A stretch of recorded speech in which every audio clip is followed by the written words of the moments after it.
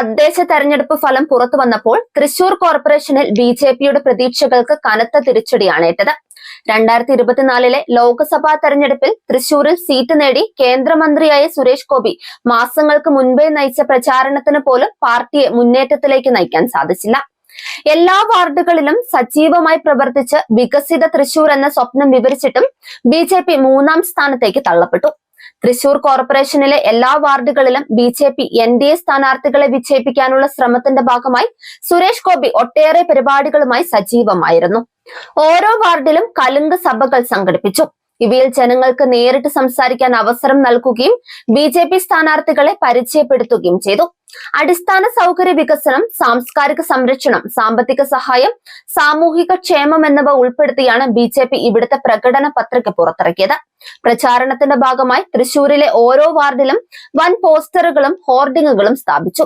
സുരേഷ് ഗോപി തന്നെ നേരിട്ട് സന്ദർശിച്ച വാർഡുകളിൽ കൃത്യമായ സ്ഥാനാർത്ഥിയെ നൽകിയാൽ കോർപ്പറേഷൻ ബി.ജെ.പി ഭരിക്കുമെന്ന വാഗ്ദാനവും നൽകി.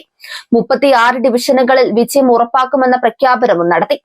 തെരഞ്ഞെടുപ്പ് ഫലങ്ങൾ പ്രഖ്യാപിക്കപ്പെട്ടപ്പോൾ 2020 6 സീറ്റുകളിൽ നിന്നും വെറും 8 ഉയർത്താൻ മാത്രമേ ബി.ജെ.പിയുടെ എൻ.ഡി.എ സഖ്യത്തിന് സാധിച്ചുള്ളൂ. എൽ.ഡി.എഫിന് ഭരണം നഷ്ടമായപ്പോൾ യു.ഡി.എഫ് അധികാരത്തിലേക്ക് തിരിച്ചെത്തി. ഈ ഫലം സുരേഷ് ഗോപിയുടെ സൂപ്പർ താരം ഇമേജിന് കനത്ത തിരിച്ചടിയാണ്. 2024 ലോക്സഭാ വിജയത്തിന്റെ എഫക്ട് തദ്ദേശ തലത്തിൽ ആവർത്തിക്കാതിരുന്നത് വ്യക്തിപരമായ രാഷ്ട്രീയത്തിന്റെ പരിമിതികളാണ് വെളിപ്പെടുത്തിയത്. വോട്ടർമാർ ഹൈപ്പിന് യാഥാർത്ഥ്യവുമായി താരതമ്യം ചെയ്തു. ദൈനംദിന നഗര പ്രശ്നങ്ങൾക്ക് പരിഹാരമില്ലാത്ത പ്രചാരണത്തെ നിരസിച്ചു. സുരേഷ് ഗോപിയുടെ പ്രചാരണ ശൈലി സോഷ്യൽ മീഡിയയിൽ വലിയ ചർച്ചയായി. തൃശൂർ എം പി സ്വയം രാജാവായി കാണുന്നു, എല്ലാവരും പ്രജകളാണ് എന്നാണ് ഭാവമെന്നാണ് ഒരാൾ കമന്റ് ചെയ്തത്. സുരേഷ് ഗോപിയുടെ കലുങ്ക് ചർച്ചയിൽ പലപ്പോഴും ജനങ്ങളോട് അസഹിഷ്ണുത കാട്ടിയതും തിരിച്ചടിക്ക് കാരണമായി.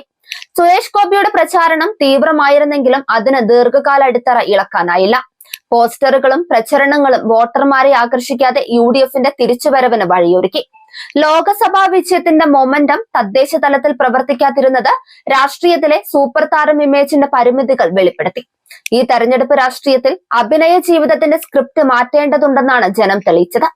തൃശൂർ പാർലമെന്റ് മണ്ഡലത്തിലെ വൻ വിജയവും സുരേഷ് ഗോപിയുടെ കേന്ദ്രമന്ത്രി പദവിയും ജില്ലയിൽ ഓളമുണ്ടാക്കുമെന്ന എൻ.ഡി.എയുടെ പ്രതീക്ഷയ്ക്കാണ് ഇതോടെ മങ്ങൽ വീണത്. തെരഞ്ഞെടുപ്പ് പ്രചാരണം തുടങ്ങുന്നതിന് മുന്നേ തന്നെ എസ്.ജി കോഫി ടൈം പോലുള്ള ജനസമ്പർക്ക പരിപാടികളുമായി സുരേഷ് ഗോപി മണ്ഡലത്തിൽ നിറഞ്ഞു നിന്നു. കേന്ദ്രമന്ത്രി എന്ന നിലയിൽ മണ്ഡലത്തിൽ വികസന പദ്ധതികളൊന്നും കൊണ്ടുവരാനായില്ലെന്ന വിമർശനവും എതിർമുന്നണികളെ ഉയർത്തി.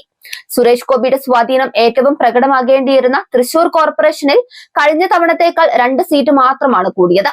നഗരസഭാ സീറ്റുകൾ 40-ൽ നിന്ന് 36 സൂപ്പർ താരത്തിന്റെ പരിശ്രമം അംഗീകരിക്കപ്പെട്ടെങ്കിലും ജനങ്ങളോടുള്ള സമീപനത്തിൽ മാറ്റം വരണമെന്നതാണ് ഇത് നൽകുന്ന പാഠം.